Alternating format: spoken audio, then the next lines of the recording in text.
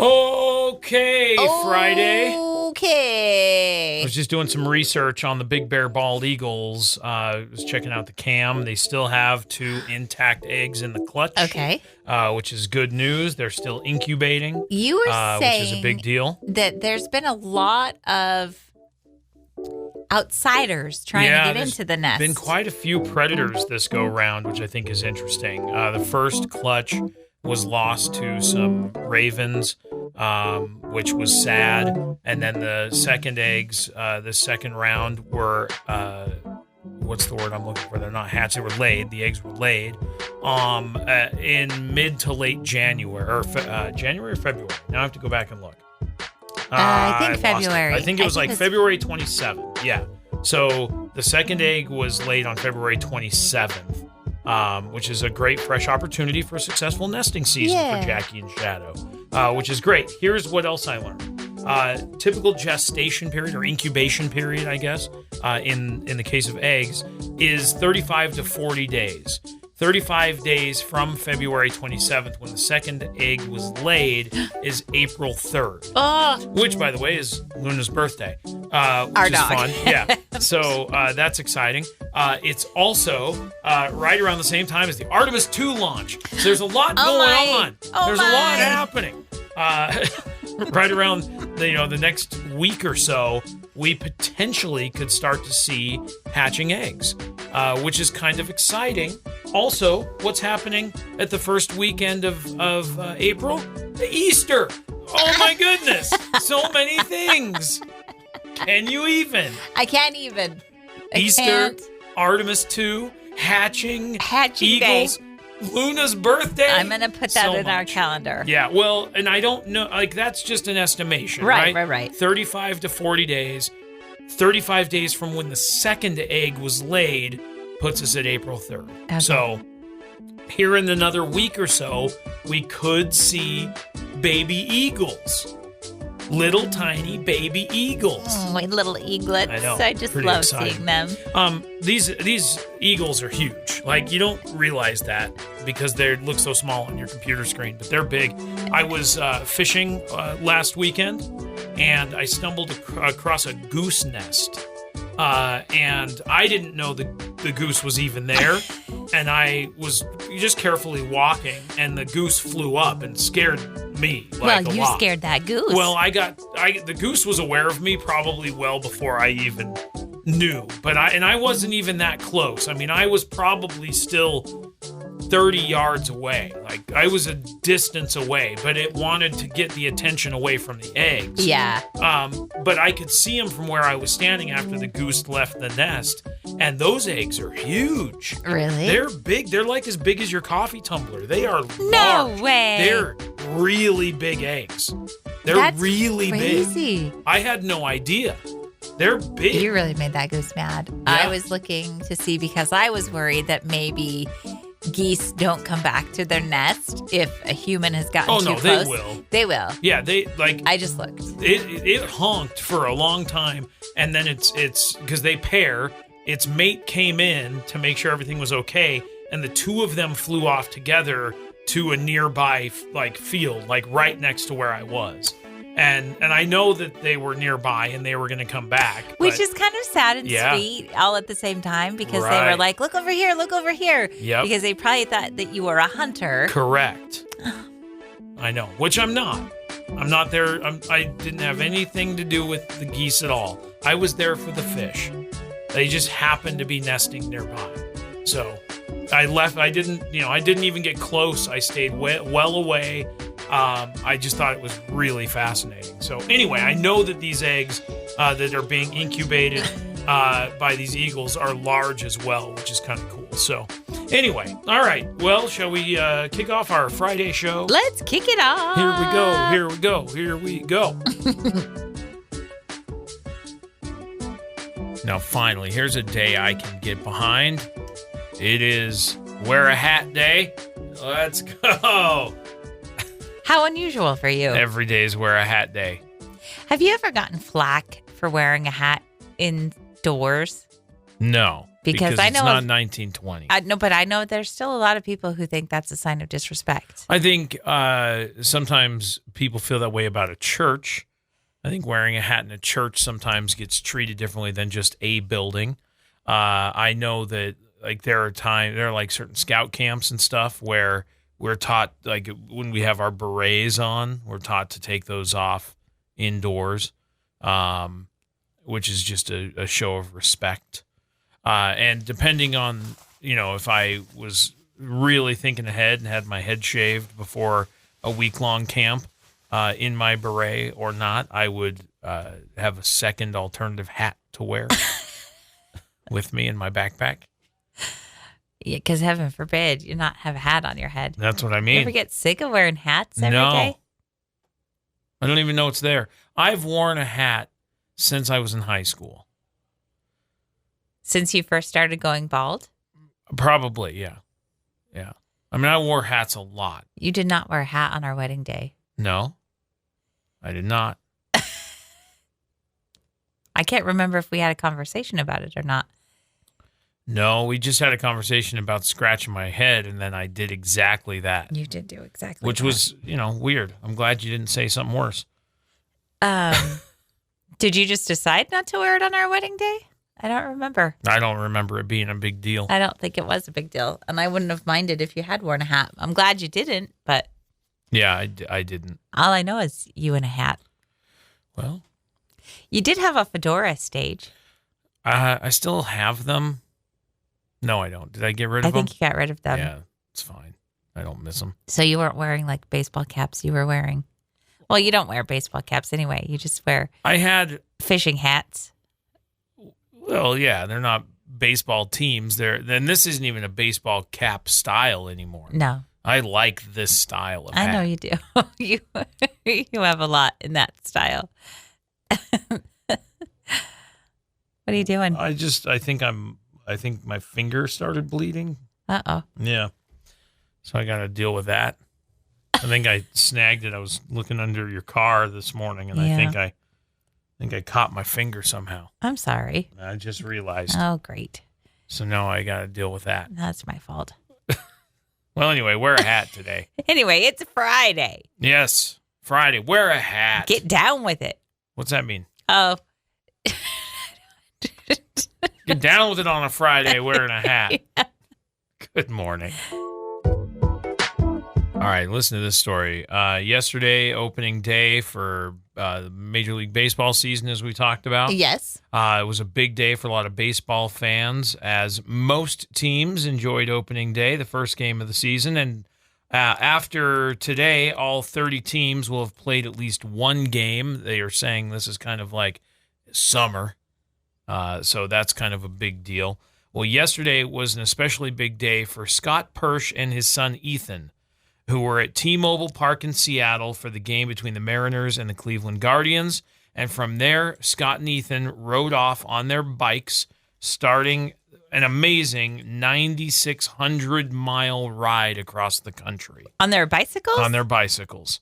And the goal is to visit all 30 Major League ballparks between now and the end of September, riding bicycles from city to city. What? Why are you riding your bicycles? Well, that's a fun way to get there, but they're also raising some money for St. Jude Children's Research Hospital, and they have their sights set on raising $1 million in donations. Oh, I mean, that's a nice cause.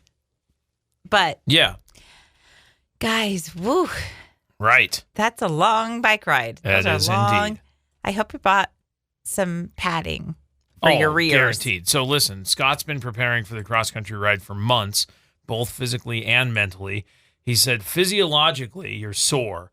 Your butt's going to hurt. You're just going to have to get used to these things. Yeah. Yeah. You rode a bike from Pocatello to Rexburg.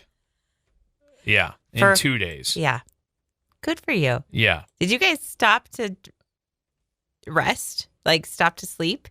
When we stopped, we took a whole day. So we rode from Pocatello to Idaho Falls, and then the next morning we left Idaho Falls and finished the ride to Rexburg. Yeah. Okay. So it was over 2 days. 98 miles. Yeah, you were pretty sore after that. I remember. Yeah. Like people ride centuries all the time, and a couple more miles, we would have ridden a century, which I kind of wish I had done. I know, right? But that's all right. 2 more miles, just get her done. Scott's also counting on added motivation to get them through the toughest parts of the trip, the kids at the hospital. He said it kind of puts things in perspective. If you're having a bad day, you think about the kids at St. Jude who are the beneficiaries, and it'll get you through it. So kind of a fun, exciting thing that they are doing 9,600 miles across the country. Good luck to you. Scott and Ethan Persh, ride safe. And wear a helmet. That's good news. I know you have a lot of CDs, but do you have your cassette tapes? Yeah. You do have some. Yeah. You're a keeper of things. I know. It's a problem, actually. And I've been trying to think of a creative way to offload a bunch of that stuff. Well, cassette tapes apparently are on the rise. Okay. They're trendy again. Cool.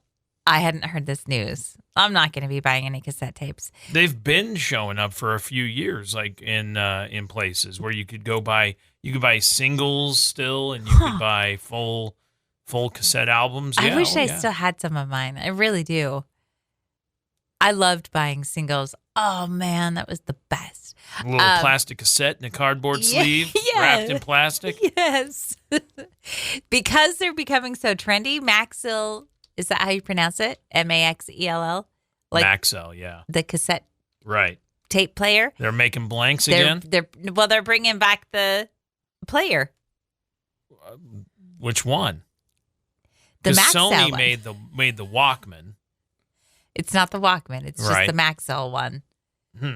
Okay. They're about $80 to $100, and they've got modern features like Bluetooth and a USB-C charging port. Okay. They also have their headphone jack.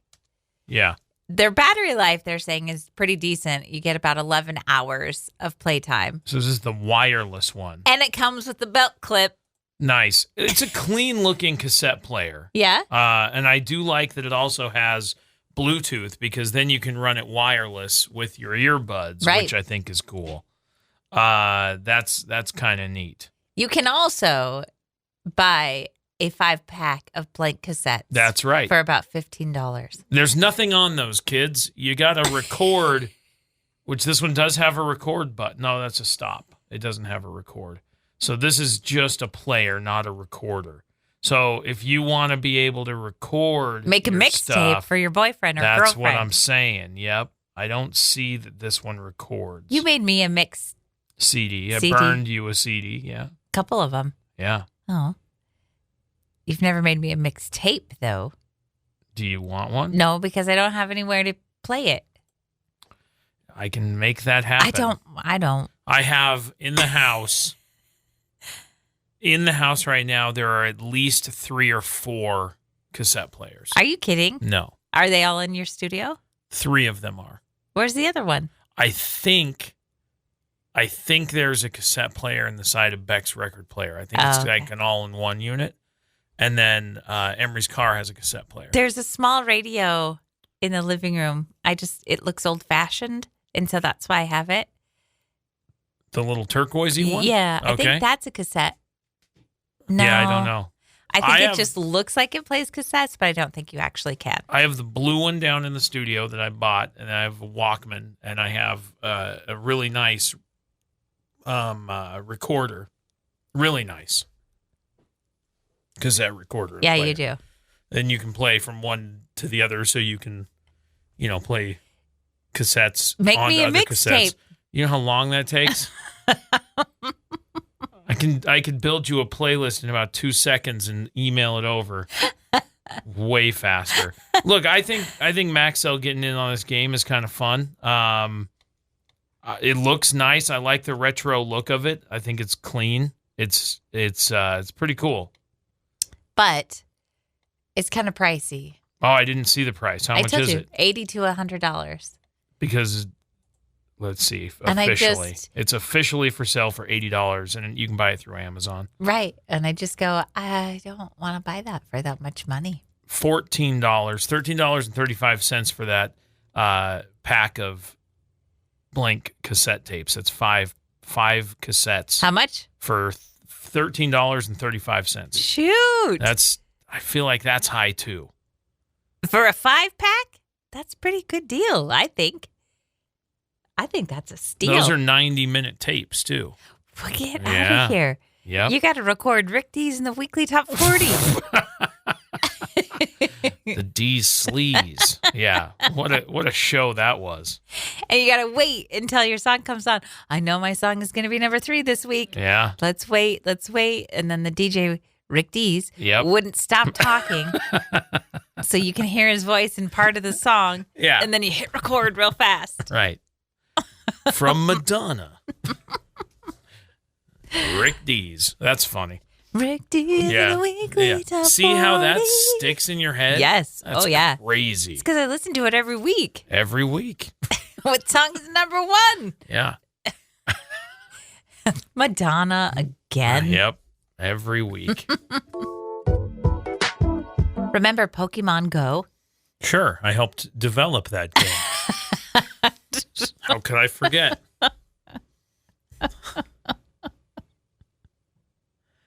Because you played a little game called Ingress? That's right. I played Ingress, and as part of Ingress, which was made by this group called Niantic, and Niantic is part of Google.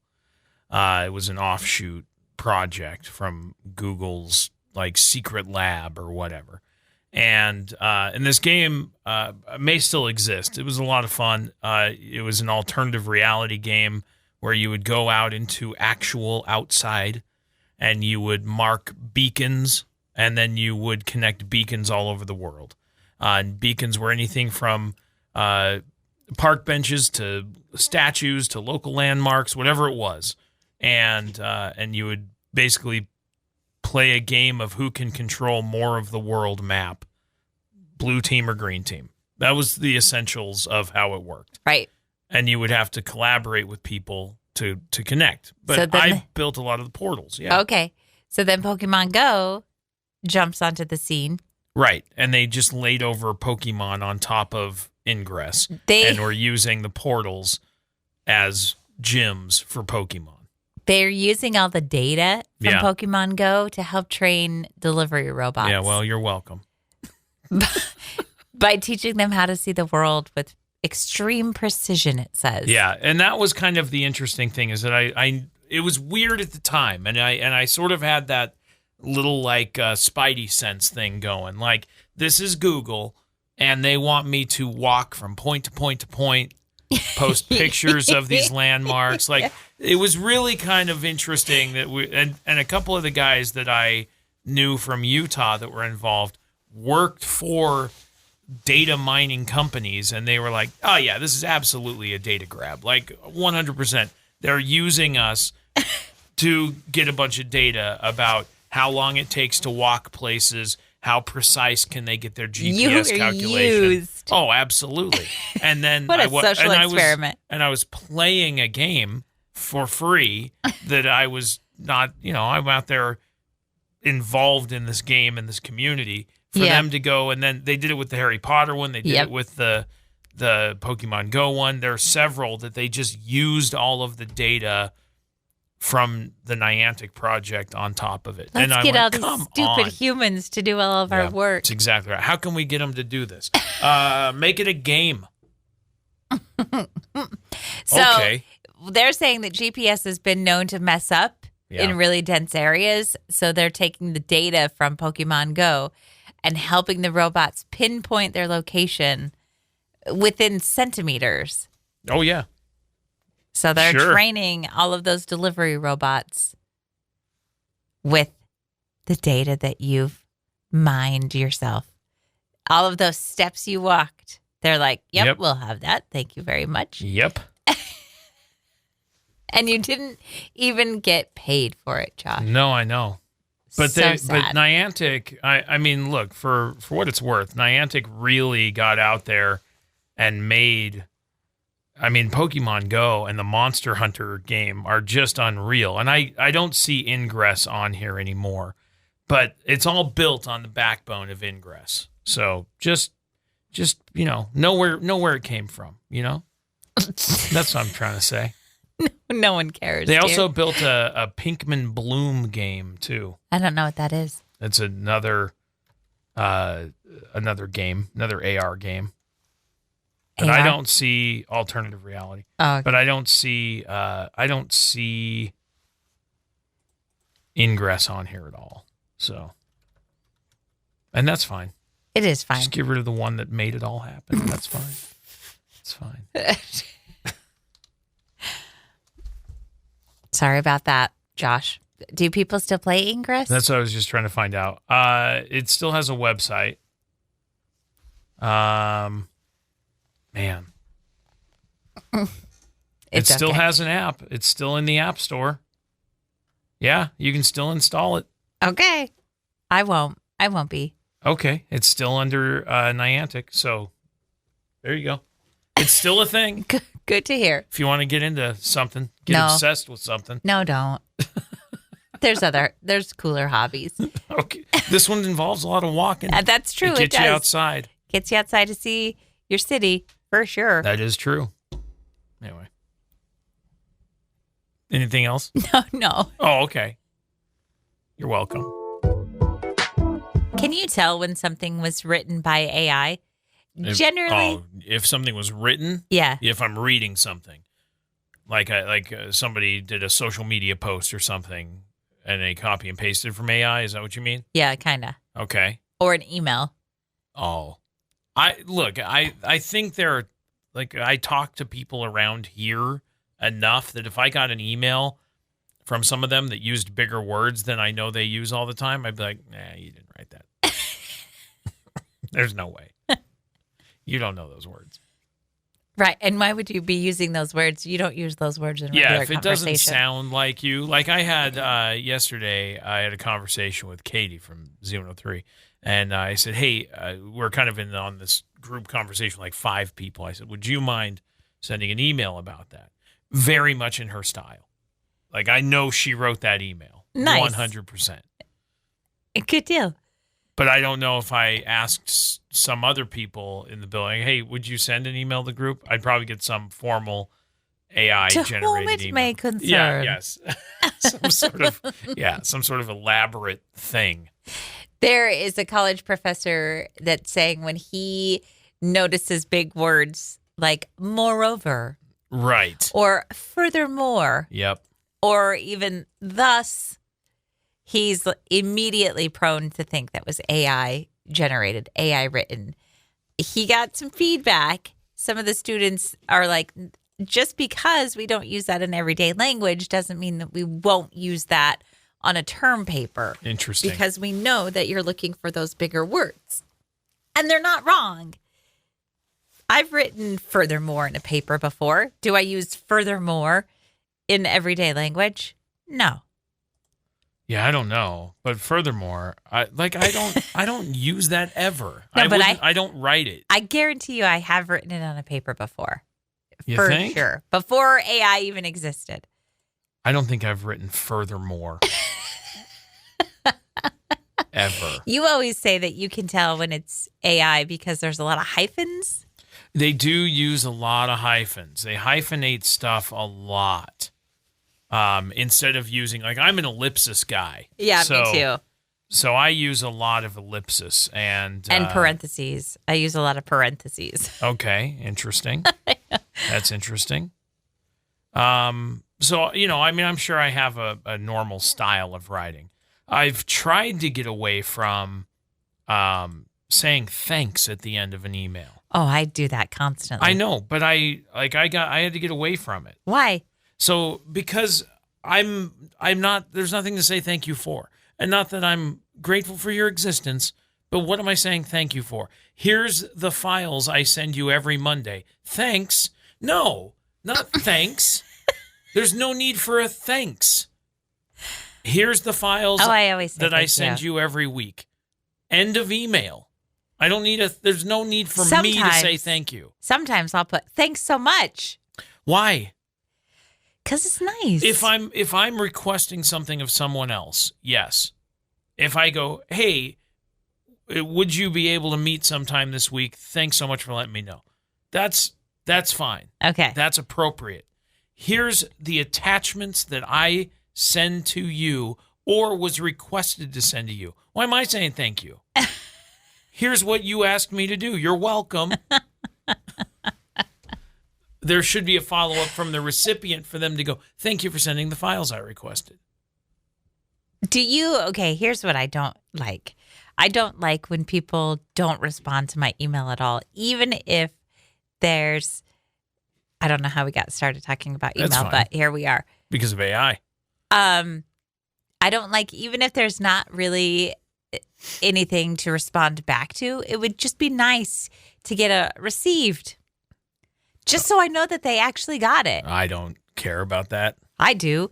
Because sometimes I send emails and I go, I don't know if they even saw it. That's fair. It'd be nice to know. Can't you read receipts on emails? I don't know how to do that. I just use a Gmail. Does Gmail have that capability? Look it up. There's an extension that you can put on for Chrome that will let you do that. So there's a couple of different. Let me look here. Is there any way of getting read receipts? There's several different plugins. That's about it that I can see, or extensions. Okay. But it looks like a read receipt would be great. Yeah. And then when people say, "Oh, I didn't get that email," I'll be like, "Liar." So it says it when you go to compose. Let's try this. Go to compose an email. Okay. And then before you're going to send it, it says there's these 3 dots down at the bottom. Yes. And you should be able to request read receipt. It's right there. It sure is. Yeah. Just changed your world. This is going to change my life. That's what I just said. It's going to change your world. Okay, I'm going to test it out on you, though. Okay. And I'm going to send you something because I want to know what it looks like. Let's see what it does. Okay. I mean, you guys don't have to wait for us to it emails so fast. You don't have to send anything crazy. Just send something. Request the read receipt. I did. And then hit send. I did. You've already sent it? I did. Okay.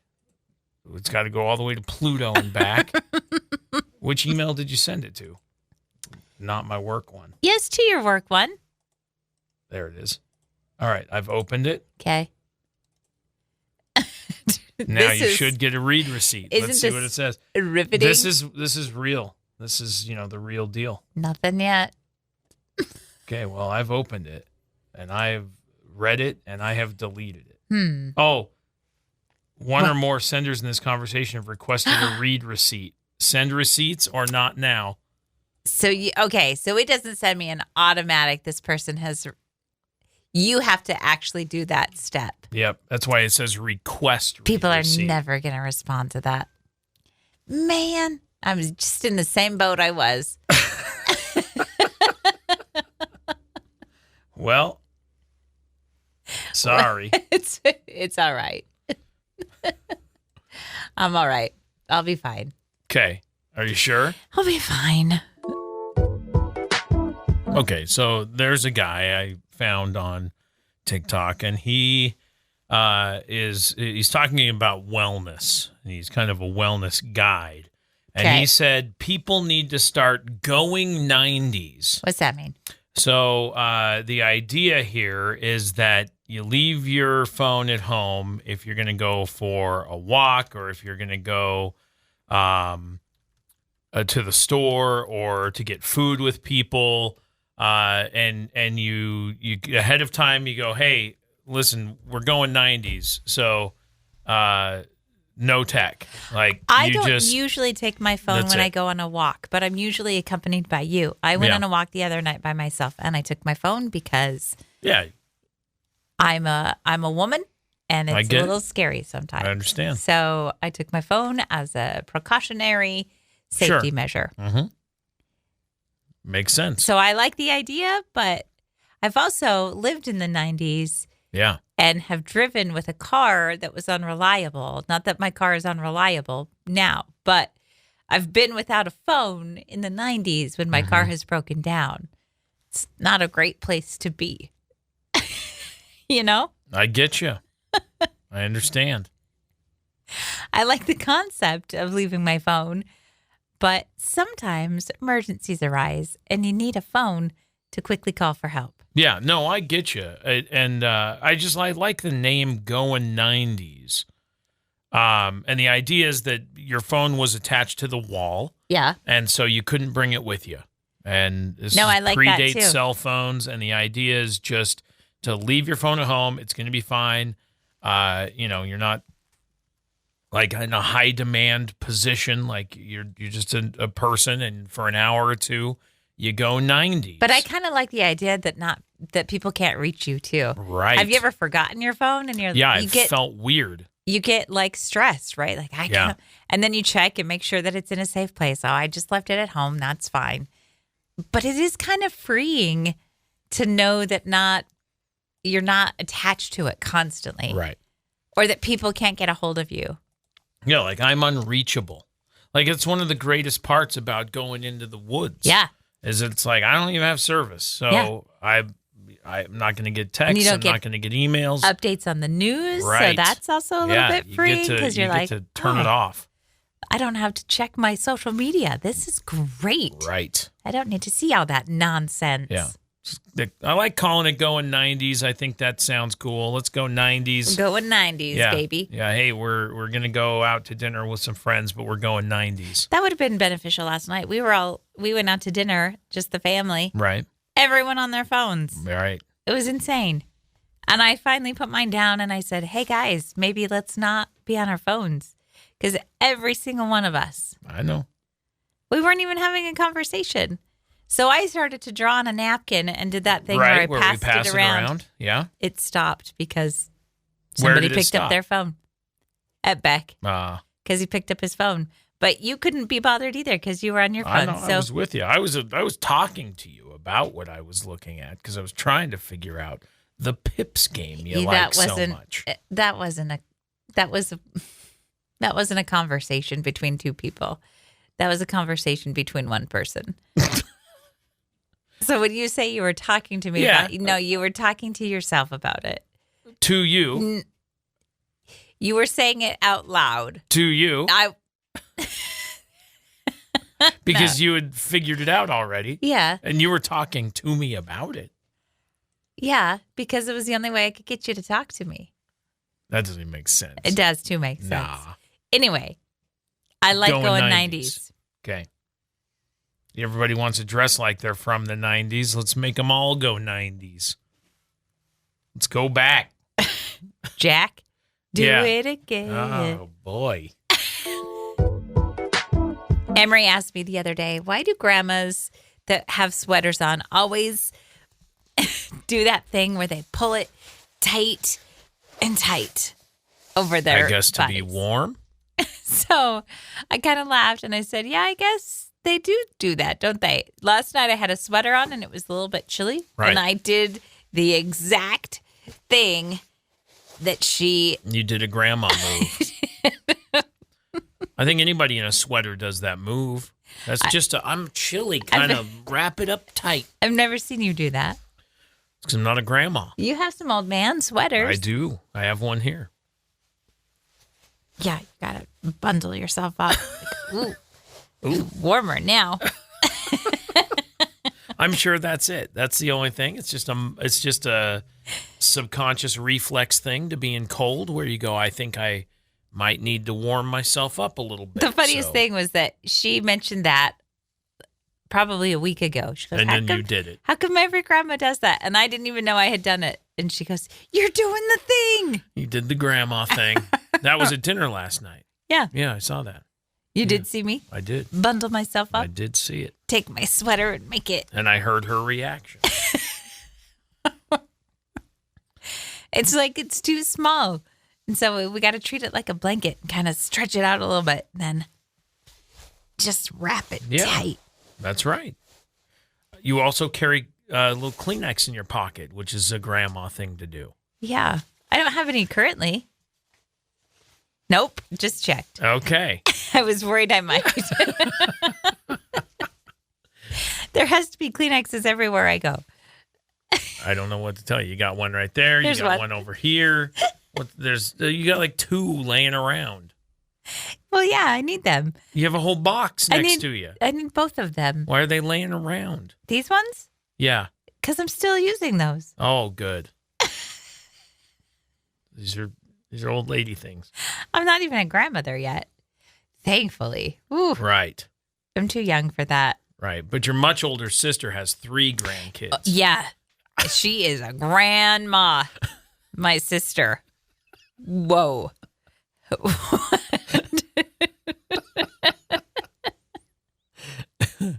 Fun. She is OLD. Wow.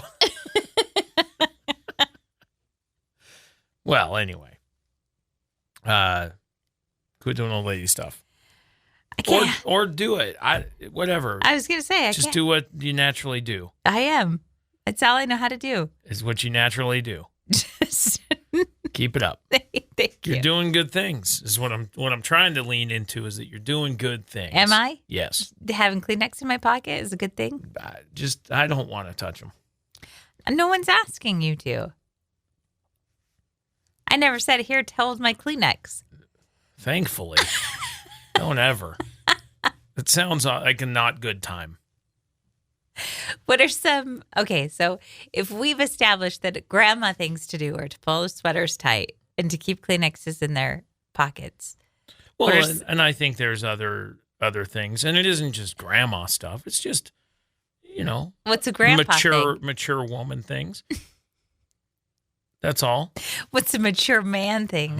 I don't know. What do you think? Mature Woodworking? I'm trying to build squirrel feeders. That kind of feels like yes, mature man thing. I agree with that. You got to start keeping some Werthers in your pockets. I have them in the pantry. So you can give them out to the kids when they come around. On their bikes. Yeah. You go, oh, kids, you need a hard candy. You need a hard butterscotch candy. They're so good. Yeah, those are some mature man things. Yeah. Here, let's talk about a mature woman thing. I got to go talk to my doctor about some. Okay, some mature woman thing. Yes. Okay. That sounds like a plan. Why do you say it's a plan? You sound like it's something you've been saying for the past while, that you need to go talk to somebody about whatever mature woman things you have going on. Some perimenopause things? Whatever it is. Because I feel like a grouch all the time. Ah. Yeah. That's what you've been saying. I need some replacement therapy, I think. What's that mean? That means some hormone stuff, like replacement therapies. What is that? Is that something you made up? No, it's a real thing. It's a real thing. Where they take some out, put some new ones in? Is that replacement? What's that mean? Replacement. It means estrogen is getting low. Is that right? It's getting low in the sky, big guy. Low in the sky? Low in the sky, big guy. And so they say, here, have some more estrogen to kind of mellow you out a little bit. Is that right? And I go, thank you. Maybe I will stop being such a grouch all the time. I got it. Okay. Do you approve? Oh, if you think you need it, then go for it. I'll be over here minding my own business. Your business is never being minded. You're always up in my space. No, I am not. Nope. I'm doing my own mature man things over here. Yeah, building squirrel feeders. That's right. When there's a million house projects that need to be done. Here we go. I shared a video with you. This woman was talking about her significant other, and he's got one of the coolest things I've ever seen.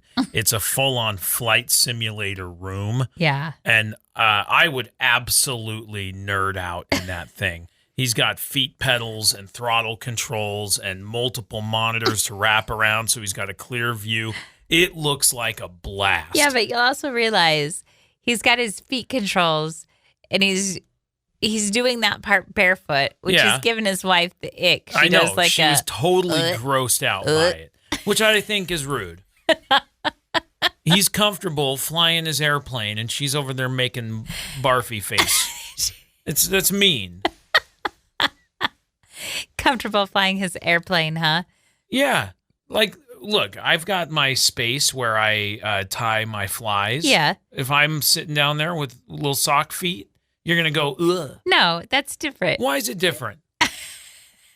I'm in my element. It wasn't just the comfortable. Feet. She's kind of already. Yeah, she's icked out by the entire thing. Yeah, she really is. He's got on his headset and he's got his mic and he's talking to flight control and he's getting clearance to take off. He's doing a flight simulator and she is grossed out by it. And I think that's mean. She should support his passion. I don't get the ick when you're downstairs tying your flies. I don't. If I had little sock feet? I don't think I would mind your sock feet. Yeah. But you don't ever have sock feet until you're ready to go to bed. I might like sock feet downstairs on the carpet. Keep your shoes on until it's time to go to bed. I know. You don't like to be barefoot. I do not. So if I saw sock feet, I'd be like, what is happening? Yeah. If you had gross, dirty, white socks, I might get grossed out by that. With like my feet up on an ottoman and you can see the gray bottom of my feet, like where my toes are at and stuff. Yeah, gross. Yeah. But you have black socks. Right. And that's fine. Is there anything I do that gives you the ick? No, you're perfect. What kind of trap is that? What? No. Just say one. No. Absolutely not. There are none to be said. I think I could think of some anytime I'm eating. Not that I'm a gross eater, but you think it's get the ick. Loud. You think that I'm a loud eater. That's not the ick. Okay. What's the ick? And I don't think you're a loud eater.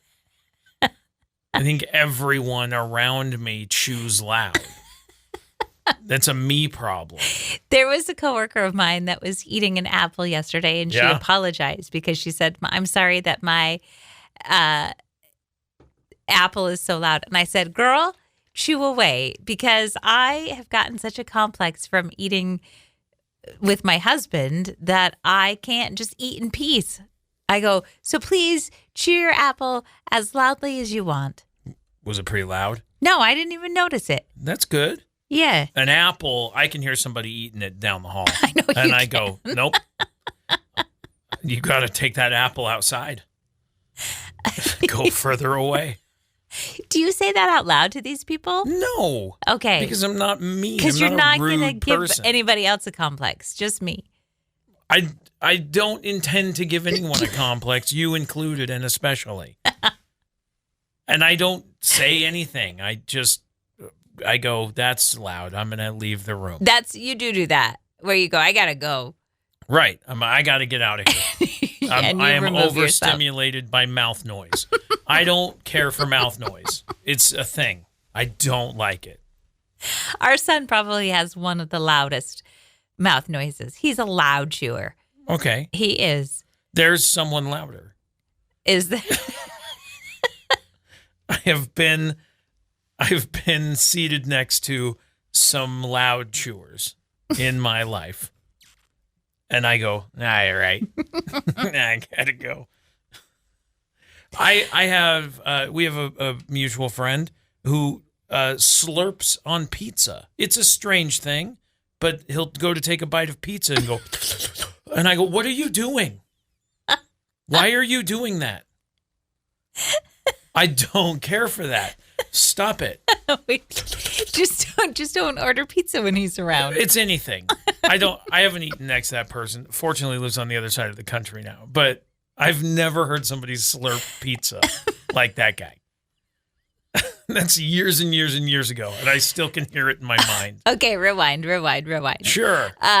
So it's not my mouth chewing that gives you the ick. No. What else is it? I told you nothing. You're perfect. Get out. I'm going to get this out of you one way or another. Nope. I will. Nope. No. No. Because I could say anything and you'd be like, oh, well, that is fine. I will never do that again. And then that's the attitude. No, I won't. Oh, okay. It would either be that. It would be two things. It would either be that, or it'd be like, oh, you hate that? Yeah. I'm going to do more of that. I'm not setting myself up. I'm not doing this. I'm going to purposely place myself next to you whenever I need to do that thing. Exactly. So no. Dang it. Is the answer. I'll never get it out of you. I have an idea of what it is. A couple of things. Okay. Good luck. Good luck what? Figuring it out. No, I'll just do it next to you. Steel trap. Oh, really? Yeah. Yep. Locked up tight. Anyway, I want that flight simulator. I don't want you to have it. Why? Because then you really would fly in your bare feet. I don't think you would, but. Does that give you the ick? Yeah, I don't like his bare feet on the flight feet pedals. Why? Because that's gross. Why? What'd you say? What? Why is that gross? Because it just looks gross. It's his own house. Yeah, I know, but it just looks gross. Quit looking. Quit hearing when people are loud. I do. I leave. You do. You walk away. So that woman should leave him alone. He's having a great time taking off in his airplane. I would be willing to bet there are pilots who fly without shoes. You think? Guaranteed. Interesting.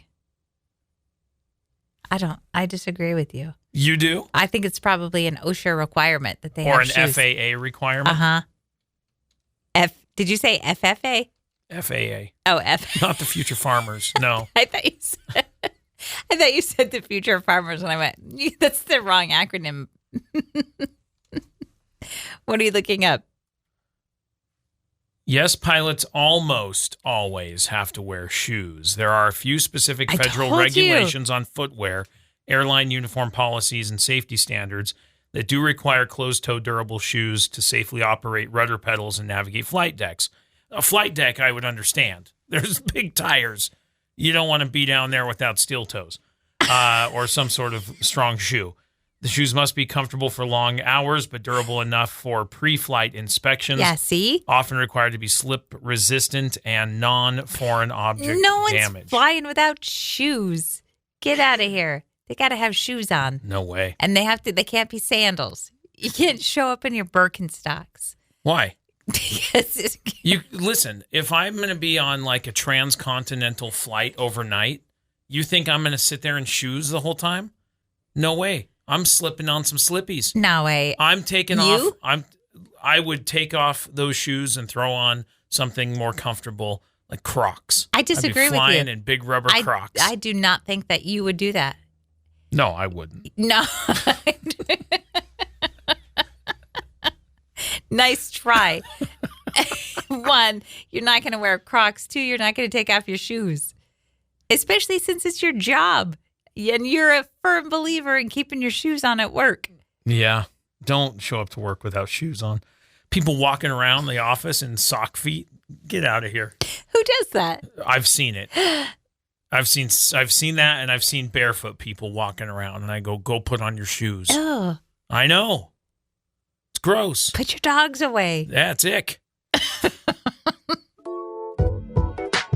What makes your home feel like a home? The people in it. Oh, it's so nice. Is that the right answer? There is no right answer. I mean, it's going to be different like for everybody. That's what it is. Like if even if I'm at home and people aren't there, like it's fine. I live there. My stuff's there, but it's just a container to hold my stuff. It's when there's people around and noise and energy, that's when it's like, yeah, this is home. Yeah. So agreed. I think that's the deal, like with empty nest. Like when the kids move out and it's just you and me and the dog. Oh, the dog has to be there. Yeah. It's going to feel different because the noise level is going to be different. The activity in the house will change. It absolutely will. It already is. Right. And then when they come home, it'll be like, hey, it's home again. Yeah. Because I do love, like, we have a piano in our living room. Right. And we keep the lid. Yeah, the keys are open. The keys are open so that if you're just walking by, you can plink, plink, plink. And everyone does it as they walk by. And I love that. No matter what part of the house you're in, you can hear somebody walking by and going, blink. And everyone has their own song that they're working on that they plink away when they're passing by. I like that Beck is yelling on his headset. Yeah. I like hearing that sometimes. Because it's just activity. I like your fly fishing videos. Yeah, I like the sounds that come from everyone when we're all home. Yeah, that's what makes the home the home. That's what I'm saying. It's when everybody's there. It's the people. Yeah. Because the building is the building and the stuff is the stuff. Right. And it's not that. You know, it's not the building or the stuff. It's the energy. It's the smell of the home cooked meals. It's the fresh cookies. It's all that stuff. Fresh cookies? Yeah. Who has fresh cookies? I don't know, but somebody said they were going to be making brownies, and I'm not stoked about that because I'm currently on a journey that brownies are not part of. Right. You're just going to have to practice a lot of self-control. I will be fine. I just won't be happy about it. So I'm going to be grouchy about having brownies in the house until they're gone. Just because here's the thing. You're counting your calories and your protein and your fiber and all of that. Yeah. So have a brownie and make up for it. I don't have the room. It's too much sugar. It is a lot of sugar. That's why I can't do it. You've been doing really well, actually. I'm impressed by your willpower. Thanks.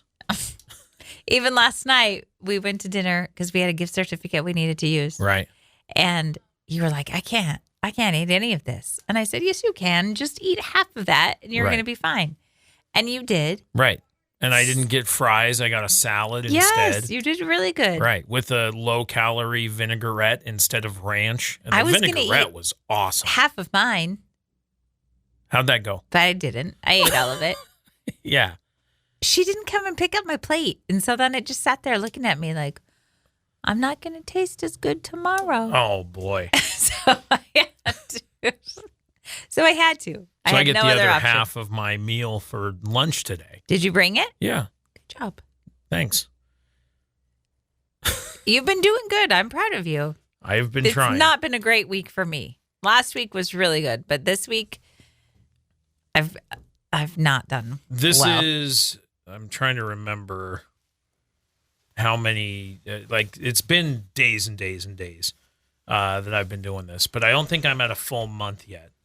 This is my 4th week. Okay. So Sunday will be the end of my 4th week. What did I tell you last night? Oh, yeah, but listen, I think that applies to 20-year-old and 30-year-old people. It takes a month for you to see it and 2 months for other people to see it. No. Something like that. In 2 weeks, you'll feel it. In 4 weeks, you'll see it. Sure. And in 8 weeks, you'll hear it. Yeah, I don't is think what they so. say. I don't think that applies to well, they say 44-year-old dudes. In 2 weeks, you'll feel it, meaning you'll have better sleep, you'll have more energy, you'll be less stiff. Listen, I do feel like I'm making a change. And then in 4 weeks, you'll see it. Your clothing fits better and you'll see changes in the mirror. Disagree. Okay. I think that is the part that's going to take longer. I think I'm making a conscious effort to be consistent, and I'm looking at things on a weekly thing. And I think that's the difference between you and me where we're at on the calorie thing is that we've got an allotment of a certain amount of calories that we're trying to target each day. Mm-hmm. But when you look at it under the week, do you know how to look at your week calendar? Yeah. So, if you just hit the date at the top, right, it'll show you all the days, and it will show you how many calories under or over you were for the whole week. Yeah. And that is where I go, okay, that I'm making good progress at. Yes, same. Yes, same? Yes, same. You don't feel like you are? Oh, this has just not been a good week. I see. I've made a lot of bad decisions this week. But before that, I was doing so good. But it's been a stressful week. And so like I said, I'm an emotional eater. Okay. So I eat when I'm stressed. I eat when I'm upset. So I've had some treats. Okay. Okay. But I'm getting back on the wagon. This morning, I'm doing good. Can only go upwards from here. I don't know what that, like I've got a weird check mark. I don't know what that means. I see. So on days that I'm over, it looks ugly. And I don't like how it looks because it breaks up the pattern. And I have 2 of those. Yesterday was one of them. It's bright red when you go over. Well, it does, but see how the check mark isn't green in the middle? Mm-hmm. Bugs me. They stick out. And that's intentional. Of course it is. But, ugh. I don't care about that. Anyway, I'm trying. I need to up my cardio and my lifting. That's the thing. Like I'm getting in like at least one workout a week, which is great, but I need to improve on that. Yeah, I need to. And then I would probably say, yes, my diet is working and I'm also working on my fitness. And those 2 things combined are when I will start to see better results. How did we go from talking about what makes a home to your exercise regimen? Great question. We'll have to listen back on the podcast to find out because I don't know. I don't know either. Running the gamut today. I guess. As they say. You know. What? I don't know. Say. No, I was just, there's all these like old radio rules, you know. And what are they? 1 thought per break. Keep it short. Get back to the music. You know, those kinds of things. And then you go, how did we get to this part from where we started? And I don't even know. I don't either. Hey, but thanks for listening through it. Hopefully it made sense as we were along for the journey. And, we'll do it again, I'm sure, here in a few minutes. Oh, for sure. Here are things that movies told us were cool, but absolutely are not. Want to hear one? Yes. Okay. I was waiting for you to start telling me the list of them. Here Leather jackets. Why are they not cool? Well, because it doesn't matter if it's summer or winter or in the middle of the desert. Everyone had a leather jacket on. They're cool. But if you wear a leather jacket, you realize it's heavy. Yeah. It makes noise. Okay. It does not breathe well. No. You're overheating and you're sweating. I wear my leather jacket specifically when I'm riding my motorcycle. Yeah, you got me a leather jacket too so that I could ride. That's right. On your motorcycle. That's right. I don't ever wear mine. I only wear mine when I'm on my bike. That's what it's for. Okay. Next one, hacking. Like computer hacking. Okay. I thought you meant like... No. Yeah. Hacking. Movies taught us that hacking is like for the cool kids. And it's like you're just typing really fast where like the text scrolls by on your screen dramatically. But I guess in reality, it's just programming harder than the other guy. Right. It takes days. It's compiling lists. Yeah. You got to know codes. I mean, look, it's not super like exciting. That's what I'm saying. It is. Like it's cool. Like I think cybersecurity is something else. Like that's wild. And to have to keep up with that is a job I don't want. No, me neither. I am not that into it that I want to be responsible for building the gates that keep the bad stuff out and the good stuff secure. Yeah. I don't want to be in charge of that. I don't want to do that either. But I'm glad somebody is. And thanks for that. I think it's cool what you do.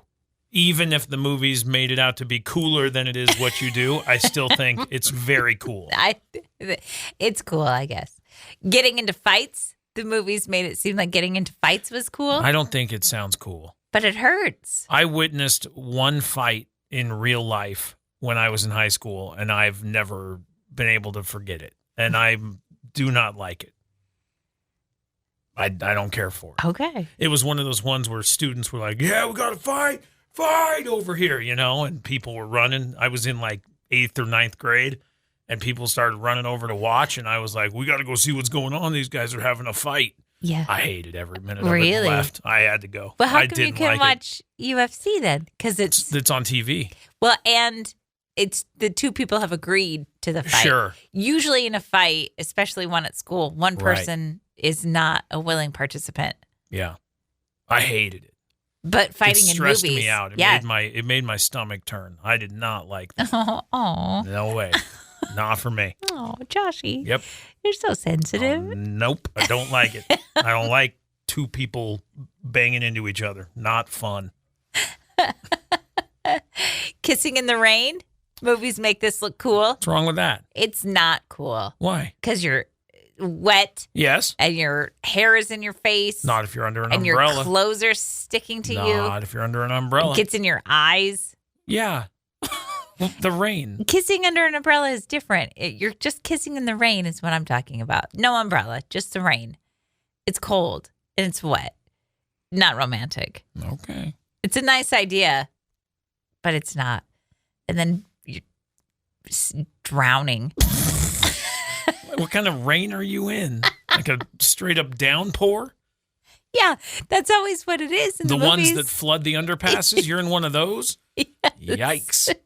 It's a heavy rain. Riding a motorcycle with no helmet. Bad decision.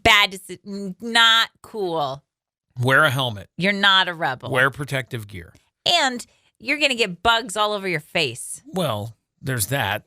I like a full face helmet for that reason.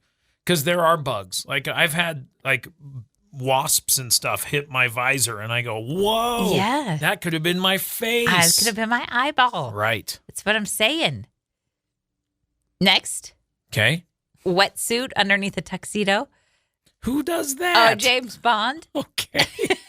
That sounds you never very know. unpractical. You never know when you're going to go to a party and then have to strip down and jump into a boat. You never know. You just never know.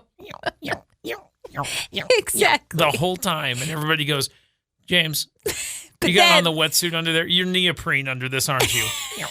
If you're going from the water to the tuxedo, then you're just dripping. Right. Gross. It's even more uncomfortable. And the chafage. The chafing. I was thinking about the chafing. So much chafage. Yeah, you got to have some talc. Smoking, never cool. Nope. Shooting guns on full auto. Well. The movies always make it seem so cool. What, like Rambo? No. This big old bandolier of bullets? Yes. Look at me. Cool. They say accuracy drops to basically 0. Yeah. You burn through ammo in seconds. Right. And everyone now knows where you are. True statement. I'm so cool. Can you think of anything else that the movies make look cool? I think that's a good list of things. That is actually not very cool. Are you glad I started with the leather jacket one? Yeah. But also, they're very cool. They're not cool, like airy, like breathable. Right. But boy, are they cool. I think a leather jacket's cool. I remember for Christmas one year, my sister wanted a leather jacket. I remember this story. And she wanted a very expensive leather jacket. Right. And my parents said, we can't afford to buy you that leather jacket. Right. So they bought her a cheaper leather jacket. She hated it. Of she course. never wore it. Yeah. And then she made her boyfriend buy her the expensive leather jacket. Yep. Oh. Way older and spoiled. That's my sister. What is, in your opinion, one of the scariest things that you can overhear kids saying from another room? Oh. I think probably one of the scariest things is no sound at all. Silence, I understand. Yeah, because then you know something's up. Yeah. Yeah. This guy says online yesterday, I overheard my 2-year-old son saying, "Are you sure this is a good idea?" Oh, no. And my 5-year-old son saying, "Trust me." And he said, "I have never moved from one room to another so quickly in my life." I don't know what he found. He didn't go on to say what he found. Oh, dang it. That is quite the statement. Trust me. I like that the one kid was like, I don't know about this. Somebody said, a 2-year-old saying, "Are you sure this is a good idea?" would wake me from a coma. Oh, for sure. Are you sure this is a good idea? What? Especially a toddler saying that. Yeah. They notoriously have the worst ideas. And then you have to imagine it being said in a toddler voice, too. Because it's a 2-year-old going, "Are you sure this is a good idea?" And you go, Probably not. But good job having the wherewithal to reconsider the idea. Right. Dang it, I kind of want to know what they were up to. Well, somebody said, what do you rush in? And you go, what are you doing? And they go, nothing. Like, right. You got to kind of just stand back. Yeah, then you're a detective trying to figure out what's going on. You keep eavesdropping for a little bit. Yeah. Peek around the corner with a mirror. What's going on up there? Yeah. You were the oldest. Right. So did you ever lead your little sister away for quote unquote good ideas? Not that I recall. I don't think I was ever like, let's go climb a tree dangerously. You never led her astray? Nah. No, I think I was probably squeaky clean. No, I was probably like hanging out with all the neighborhood kids, and then she like came around and I was like, oh great. I just no, I don't know. I was always just so desperate to hang out with my older brother and sister that I was like, whatever you want to do, I'll do it. Correct. I think that was similar. But we also had, like, there were a lot of kids our age in the neighborhood at the time. I did. And so, there was plenty of kids to hang out with. And there were usually sibling groups. So there would be, a brother and a sister. Or one group that had two brothers. Let's see, those guys had a brother and a sister. Those guys had a brother and a sister. Those guys had two brothers. I mean, there was a ton of us. That's cool. Yeah. There was a whole... My sister and brother it was a good group. Much older than me, so we didn't have similar siblings, friends.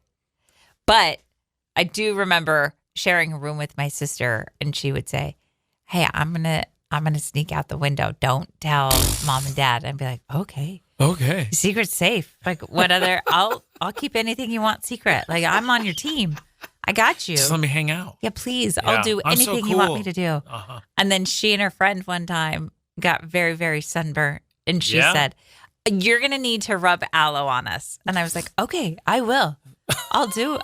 I mean, I was really like, please let me do anything with you. Ridiculous.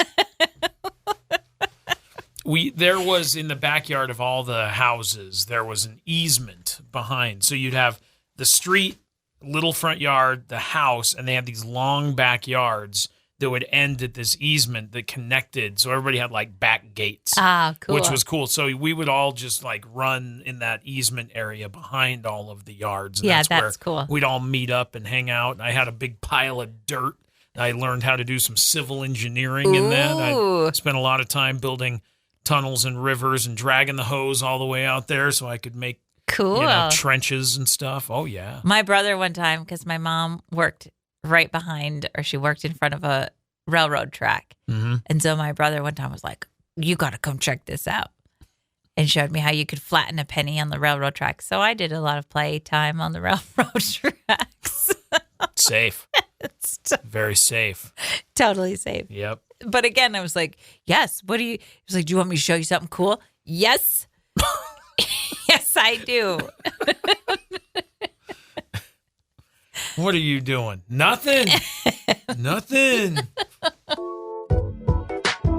Would you rather this or that? Would you rather live on a houseboat or an RV? I'm going to let you answer first because I just go ahead and answer and then I'll tell you. I'm going to pick an RV. Okay. Tell me why. Because I think that it's going to be easier. And I think that you can get around easier. And I don't think I would like to live on the water all the time. All right. I'm choosing RV. Why? I did some research. And I'll now share with you the results of my research. The largest lake in the state of Idaho. Do you know which one it is? The largest lake? Yeah. Pete's Puddle? No, it's not Pete's Puddle in Island Park. No.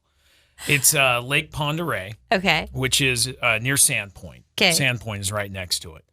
So it's up in the Panhandle. It is the largest lake in the state of Idaho, and it is like the 40th largest lake in the United States. Okay. Lake Superior is the largest lake.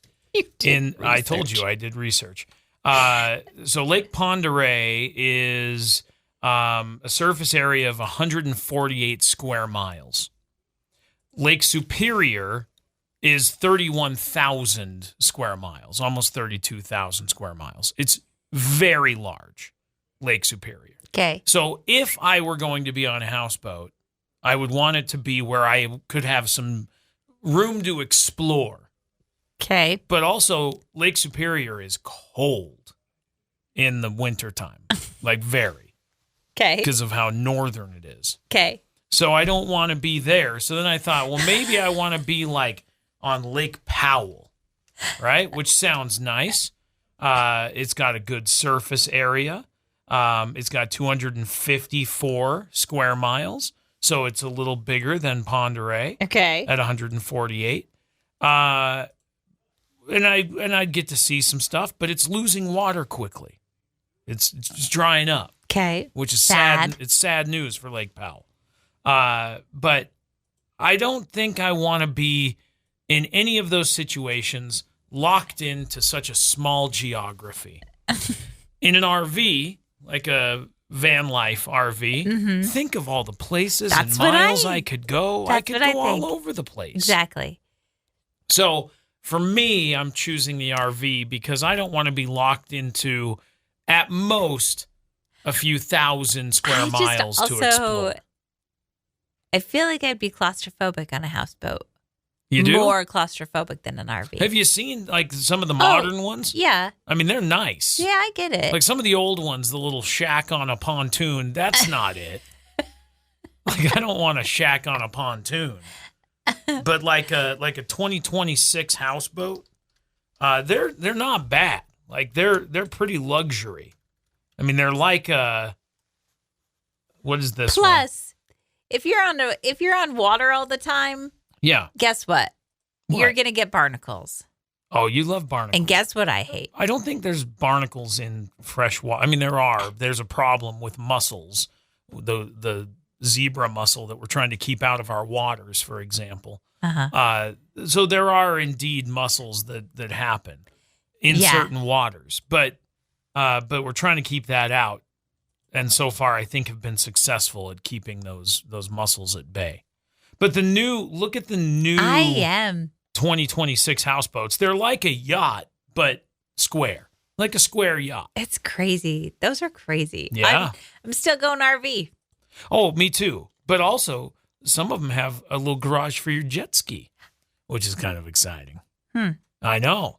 I'm not trying to talk you out of RV. I think that's a better choice because we can go anywhere and rent a jet ski. Yeah. We can. And check out some water. But I don't want to live agree. on the water. Agreed. And be stuck in this geography of a few thousand square miles. I agree with you. I'd like to be out exploring. Lots of different places. High five on the same decision. Right. Very good. And that's how we do Look Would at You us. Rather This or That. Do you want to go to some isolated islands with me? I mean, sure. I Isolated guess. in meaning they're abandoned. They were once lived in, but they have since been abandoned. And now the public is not allowed to go there. Interesting. Do you want to go there? Like where? Which ones? Well, one is North Brother Island. This is in America. North Brother Island. Yeah, it's right in between Rikers Island and Manhattan. Okay, so that's New York. Formerly home of the Riverside Hospital, a quarantine facility for infectious diseases like smallpox, tuberculosis, and typhoid fever. Typhoid Mary lived there for 26 years. Yeah. It is now a hazardous, overgrown bird sanctuary closed to the public, managed by the New York City Parks. I kind of want to go there, though. That's creepy. I know. I don't think I want to go to North Brother Island. I do. Why was it abandoned? I'll tell you why. It was abandoned primarily due to high operational costs and impracticality. After its final usage as a drug rehab center, it closed in 1963. Okay. And then it talks more about the infectious disease thing. Okay. Want to go to there? No. Okay. What's another one? The other one is Paviglia Island in Italy. I saw that one. That pronouncing one came up. this one totally wrong, but yeah.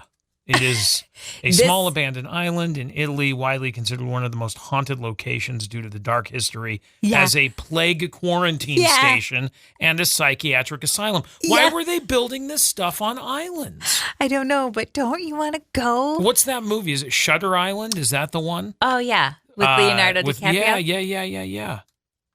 Why were they isolating on islands like this? Because they had all of these contagious diseases. I understand that. And so they said, shuffle these people out to these islands so that we can keep them quarantined.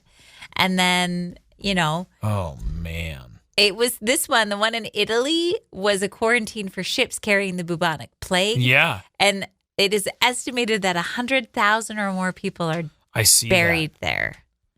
How? I don't know. It's a small island. Do you know how old this island is? Yeah. It was settled in the 9th century. Yeah. It was populated until 1379. Yeah, I know. That's wild. And then they had the bubonic plague people there from 1793 until 1814. Correct.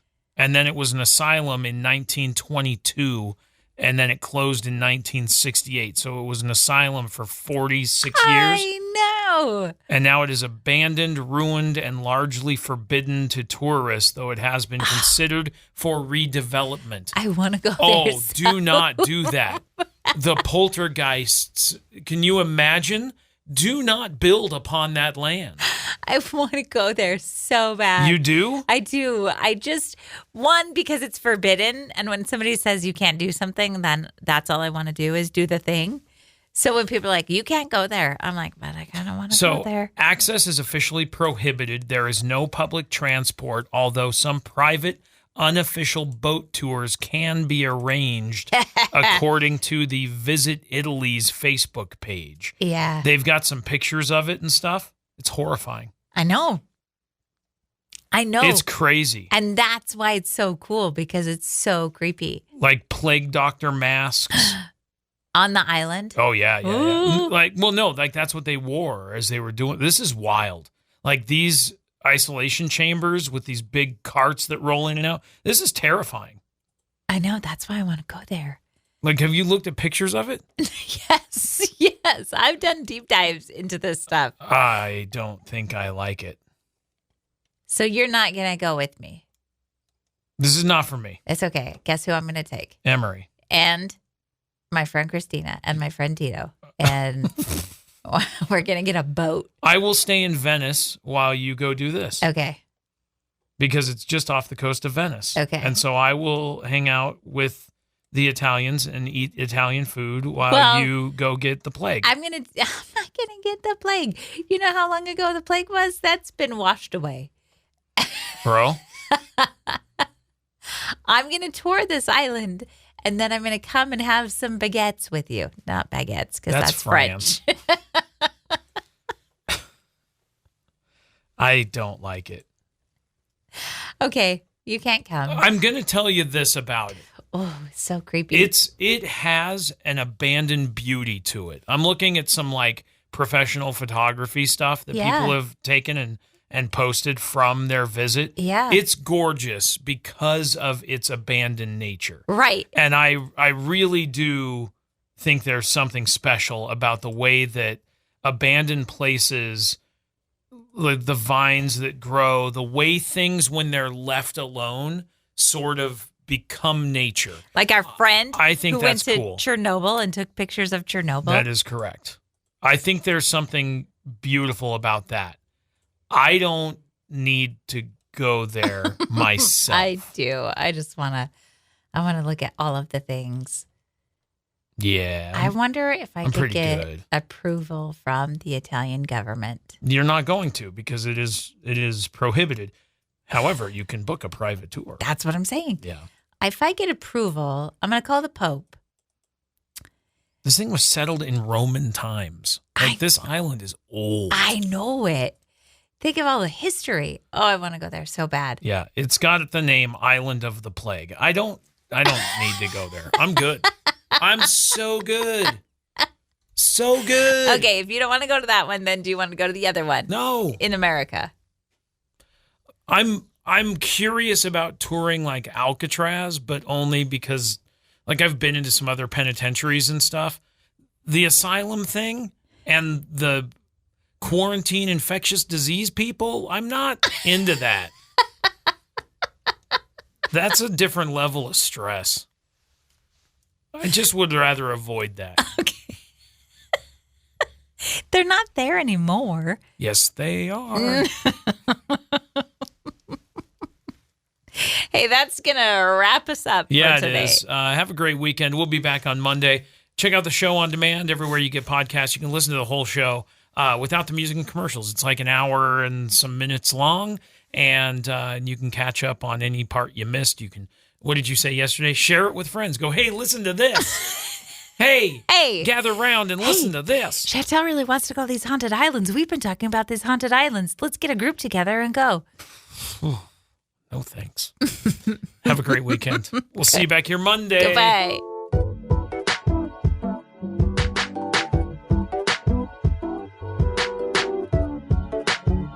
Thanks for listening to Wake Up Classy 97, the podcast. If you enjoy the show, please share, subscribe, and rate the podcast. Wake Up Classy 97 is hosted by Josh and Chantel Tyler and is a production of Riverbend Media Group. For more information or to contact the show, visit riverbendmediagroup.com.